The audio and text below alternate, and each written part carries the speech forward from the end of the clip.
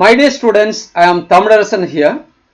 நம்ம இன்னைக்கு 12th standard physicsல lesson 3 magnetism அந்த லெசன்ல torque acting on a bar magnet in uniform magnetic field.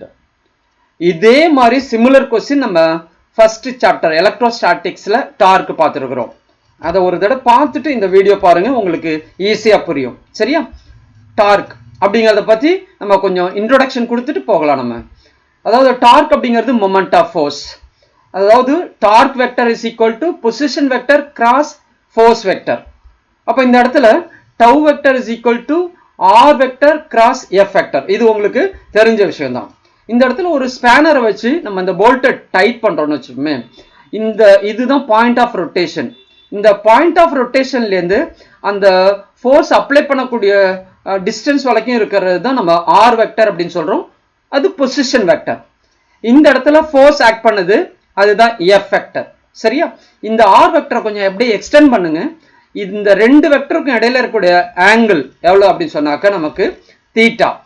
இந்த ரெண்டு வெக்டரும் லையா இருக்கக்கூடிய ஒரு பிளேனை கன்சிடர் பண்ணுங்க.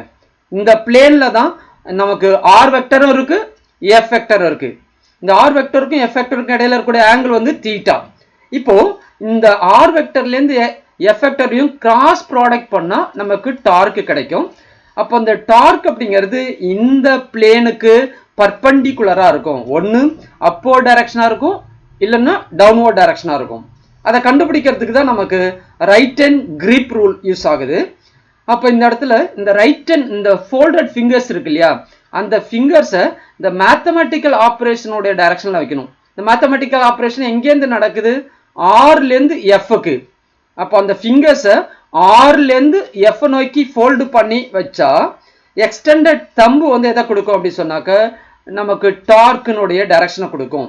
அப்ப இங்க டார்க் எப்படி அமையும் அப்படின்னு சொன்னா டவுன்வர்ட் டைரக்ஷன்ல அமையும். புரிஞ்சுக்க முடியுதா? சரி, ஓகே. இப்போ நம்ம இந்த இடத்துல ஒரு யூனிஃபார்ம் மேக்னெட்டிக் ஃபீல்டு எடுத்துக்கணும். இது நார்த் போல், இது சவுத் போல். ரொம்ப க்ளோஸா வச்சிருக்கிறதுனால மேக்னெட்டிக் ஃபீல்டு வந்து யூனிஃபார்மா இருக்கு.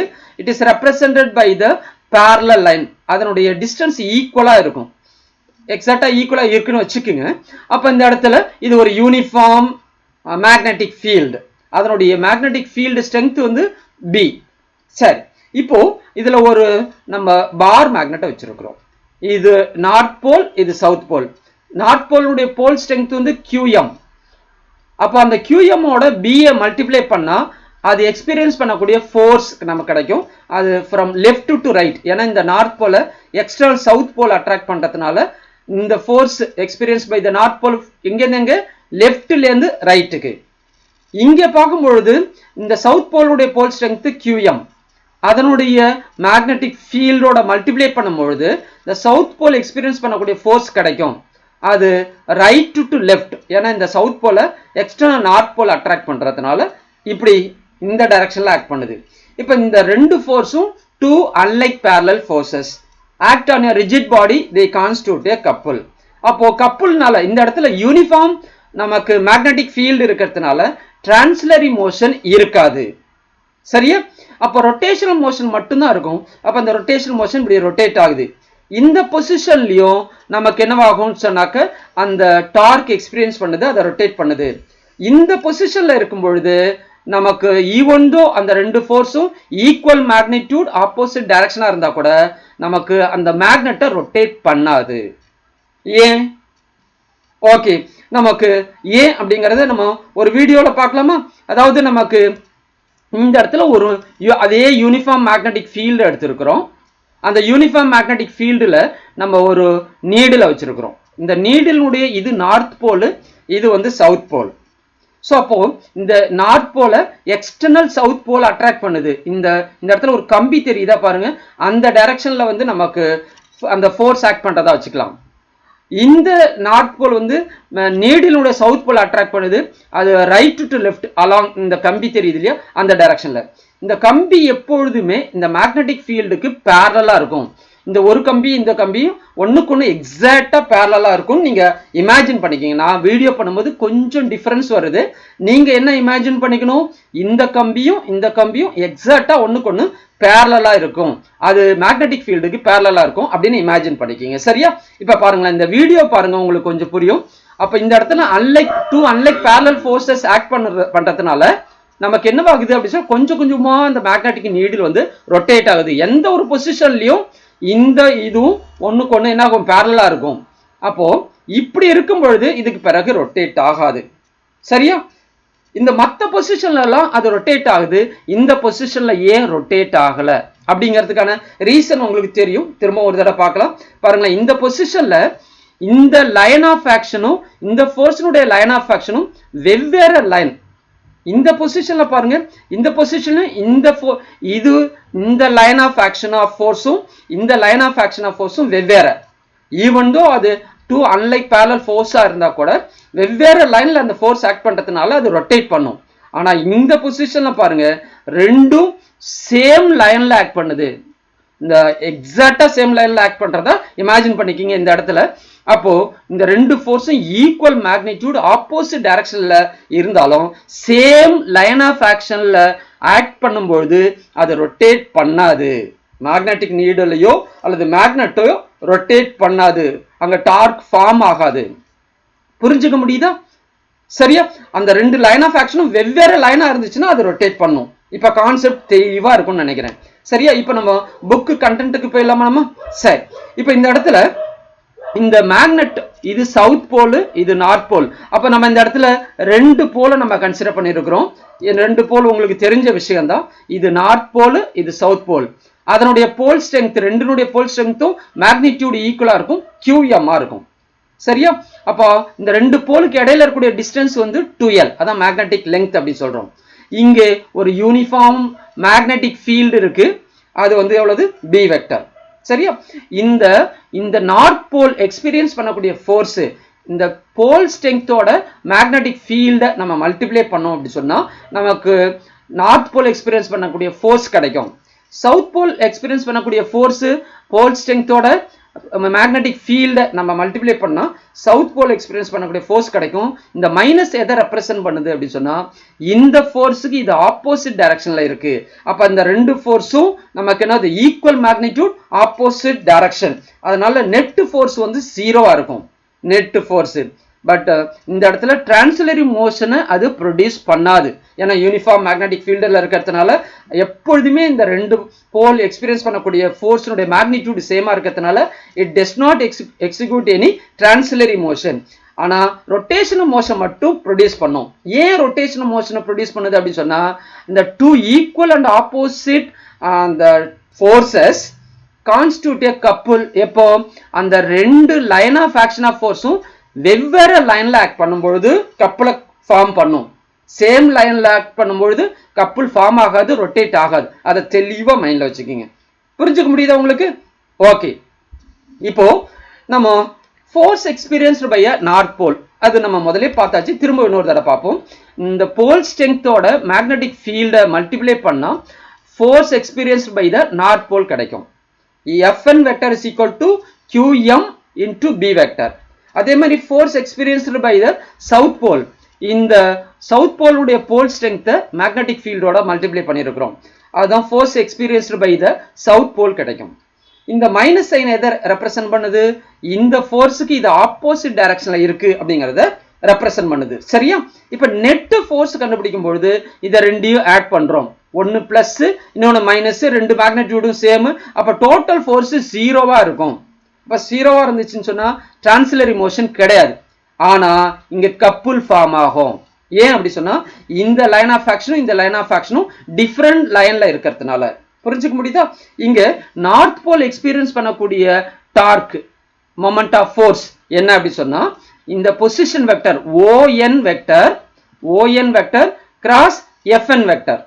பொசிஷன் வெக்டரையும் ஃபோர்ஸ் வெக்டரையும் மல்டிப்ளை பண்ணா நமக்கு என்ன கிடைக்கும், moment of force of the north pole கிடைக்கும். அதே மாதிரி moment of force of the south pole என்ன அப்படி சொன்னா position vector OS vector cross FS vector. ஓகேவா? சரி, இப்போ இதில் Fn நம்ம கண்டுபிடிச்சோம் போன ஃப்ரேமில், அதே மாதிரி Fs கண்டுபிடிச்சோம். இந்த ரெண்டு வேல்யூ கொண்டு வந்து இந்த Fn இருக்கிற இடத்துலையும் Fs இருக்கிற இடத்துலையும் சப்ஸ்டியூட் பண்ணுங்க பார்க்கலாம். சப்ஸ்டியூட் பண்ணியாச்சா? இதுதான் நமக்கு net force torque, net torque experienced by the magnet. புரிஞ்சுக்க முடியுதா? அதாவது நார்த் போல் எக்ஸ்பீரியன்ஸ் பண்ணக்கூடிய மொமெண்ட் ஆஃப் ஃபோர்ஸையும் சவுத் போல் எக்ஸ்பீரியன்ஸ் பண்ணக்கூடிய மொமெண்ட் ஆஃப் ஃபோர்ஸையும் ரெண்டு டார்க்கையும் ஆட் பண்ணா டோட்டல் டார்க் கிடைக்கும். புரிஞ்சுக்க முடியுதா? சரி, இப்போ இந்த இடத்துல நமக்கு இந்த டார்க்குக்கு ஒரு டைரக்ஷன் எந்த டைரக்ஷன்ல இருக்கும் அப்படி சொன்னா நமக்கு இன்வர்ட், இந்த பேப்பருக்கு இன்வர்டா இருக்கும், பேப்பருக்கு இன்வர்டா இருக்கும். அதை எதை யூஸ் பண்ணி? ரைட் ஹேண்ட் கார்க் ஸ்க்ரூ ரூலை யூஸ் பண்றோம். Right hand corkscrew rule இதை பத்தி நான் லாஸ்ட் ஃப்ரேம், இந்த வீடியோட லாஸ்ட் ஃப்ரேம்ல நான் எக்ஸ்பிளைன் பண்றேன். சரி, இப்போ இந்த ON அதனுடைய மேக்னிடியூடும் OS மேக்னிடியூடும் L, இந்த ஃபோர்ஸ் QMB மைனஸ் QMB இந்த ரெண்டுடைய மேக்னிடியூடும் இந்த சவுத் போல் எக்ஸ்பீரியன்ஸ் பண்ணக்கூடிய ஃபோர்ஸினுடைய மேக்னிடியூடும் நார்த் போல் எக்ஸ்பீரியன்ஸ் ஃபோர்ஸினுடைய மேக்னிடியூடும் சேமா இருக்கும். சரியா? ஓகே, இப்போ இதுதான் நமக்கு டோட்டல் டார்க். இதுல நமக்கு என்ன செய்யறோம் உங்களுக்கு நல்லாவே தெரியும். A vector cross B vector is equal to AB sin θ. அந்த ஃபார்முலாவை யூஸ் பண்ணி இங்க எழுதியிருக்கிறோம். A வெக்டர் அப்படிங்கிறது இந்த இடத்துல L வெக்டர், அப்போ பொசிஷன் வெக்டர், அதுதான் நமக்கு இங்க L கிராஸ், இந்த கிராஸ் இந்த இடத்துல QMB வெக்டர், அப்ப QMB, அப்போ A vector cross B vector is equal to L into QMB sin θ. இங்க வந்து ஒரு டாட்டும் வச்சுக்கலாம் அல்லது கிராஸும் போட்டுக்கலாம். இது சாதா மல்டிப்ளிகேஷன், இங்கே கிராஸ் ப்ராடக்ட். ஓகே, அப்ப இந்த இடத்துல அதே மாதிரி இங்க L இன்டு QMB sin θ. இப்ப இந்த இடத்துல இந்த மைனஸ் சைன் இங்க வராது. ஏன் அப்படி சொன்னா இந்த கிராஸ் ப்ராடக்ட், அதாவது நமக்கு torque experience by the north pole வந்து இன்வர்டா இருக்கும், பேப்பருக்கு இன்வர்டா இருக்கும். Torque experience by the south போலும் இன்வர்டா இருக்கும். அப்ப ரெண்டு வெக்டர் இன்வர்டா ஆக்ட் பண்ணுச்சுன்னு சொன்னா அப்போ அதனுடைய ரிசல்டன்ட் வந்து ரெண்டையும் நம்ம என்ன செய்யணும்? ரெண்டையும் ஆட் பண்ணணும், ரெண்டு மேக்னிடியூடையும் ஆட் பண்ணணும். அதனால இந்த இடத்துல மைனஸ் வராது. சரி, இந்த ரெண்டு மேக்னிடியூடும் ஈக்குவல் அப்படிங்கிறதுனால அதை ஆட் பண்ணும்போது 2 டைம்ஸ் கிடைக்கும். புரியுதா? சரி, இந்த இடத்துல இந்த pole strength into magnetic length ரெண்டையும் மல்டிப்ளை பண்ணா மேக்னெட்டிக் டைபோல் மொமெண்ட் PM கிடைக்கும். ஸோ அப்போ இந்த ரெண்டு டேர்மையும் எடுத்துட்டு பிஎம்னு சப்ஸ்டிட் பண்ணிடுறோம். ஸோ அப்போ இங்கே இது scalar form, torque experience total டார்க்கினுடைய ஸ்கேலார் ஃபார்ம். இப்போ இதுவே வந்து வெக்டர் நோட்டேஷனில் கொடுக்கும்பொழுது நமக்கு என்ன கிடைக்கும்? A கிராஸ் B, அந்த ஃபார்முலா கொடுக்குறோம். PM vector cross B vector, அதனுடைய மேக்னிடியூட் என்ன? PMB sin θ. A cross B is equal to A vector cross B vector is equal to AB sin θ இருக்கு இல்லையா? அந்த ஃபார்முலாவை யூஸ் பண்ணி தான் நம்ம இங்க எழுதி இருக்கிறோம் வெக்டர் நோட்டேஷன்ல. அப்போ torque vector is equal to PM vector cross B vector. இது வந்து என்னது? மேக்னெட்டிக் டைபோல் மொமெண்ட் வெக்டர், இது மேக்னெட்டிக் ஃபீல்டு வெக்டர். ஓகேவா? ரெண்டையும் கிராஸ் பண்ணும்போது டார்க் வெக்டர் கிடைக்கும். சரியா? இந்த ரிசல்டன்ட் டார்க் இப்ப எந்த டைரக்ஷன்ல ஆக்ட் பண்ணும் அப்படி சொன்னா நமக்கு இன்வர்ட். அது எப்படின்னு பார்க்கலாமா? சரி, இங்க பாருங்க, இந்த இடத்துல நமக்கு torque vector is equal to PM vector cross B vector. இப்போ அது ரெண்டையும் கன்சிடர் பண்ணுங்க. அதாவது மேக்னெட்டிக் ஃபீல்டு வெக்டர் வந்து இது PM vector, magnetic dipole moment vector வந்து இது PM வெக்டர். அப்போ இந்த B வெக்டருக்கும் இந்த PM வெக்டருக்கும் இடையில இருக்கிற ஆங்கிள் வந்து தீட்டா. இப்ப கன்சிடர் பண்ணி பாருங்களேன். இப்ப இந்த இடத்துல மேக்ஸ்வெல்ஸ் கார்க் ஸ்க்ரூ ரூலை நம்ம யூஸ் பண்ணும்பொழுது ரைட் ஹேண்டை நம்ம யூஸ் பண்ணும்பொழுது இந்த மேத்தமெட்டிக்கல் ஆப்ரேஷன் எங்கேருந்து எங்க நடக்குது அப்படின்னு சொன்னா இந்த பிஎம்லேருந்து பிக்கு அந்த மேத்தமெட்டிக்கல் ஆப்ரேஷன் நடக்குது. PM cross B. அதனால இந்த ஃபோல்டட் ஃபிங்கர்ஸை வந்து இந்த மேத்தமெட்டிக்கல் ஆப்ரேஷன் எந்த டைரக்ஷன்ல நடக்குதோ அந்த டைரக்ஷன்ல ஃபோல்டு பண்ணி வைக்கணும். புரியுதான்னு பாருங்க. இங்க இந்த வெக்டர்ல இருந்து இந்த வெக்டரை நோக்கி ஃபோல்டு பண்ணி வைக்கணும் ரைட் ஹேண்டினுடைய அந்த ஃபிங்கர்ஸை. அப்போ இந்த எக்ஸ்டெண்டட் தம்ப் எதை கொடுக்கும்னா டைரக்ஷன் ஆஃப் த டார்க்கை கொடுக்கும். இப்ப புரிஞ்சுக்குதா? அது எங்க காட்டுது? இன்வர்டா. அப்ப டோட்டல் டார்க் வந்து எந்த டைரக்ஷன்ல ஆக்ட் பண்ணும், பேப்பருக்கு இன்வர்டா இருக்கும். புரிஞ்சுக்க முடியுதா? இது ஒரு one of the important 3 mark question. சரியா? Important 3 mark question. அப்படியே சைட் பை சைடு ஃபர்ஸ்ட் சாப்டரையும் இதையும் வச்சு படிச்சீங்கன்னா உங்களுக்கு ஈஸியா மனசுல பதிஞ்சிரும். ஓகே, என்னுடைய சேனல் பிரைம் பிசிக்ஸ், இதுல வரக்கூடிய வீடியோஸ் எல்லாம் பாருங்க. அது உங்களுக்கு பிடிச்சிருந்தா லைக் பண்ணுங்க, சப்ஸ்கிரைப் பண்ணுங்க, ஷேர் பண்ணுங்க. Thank you my dear students and my friends.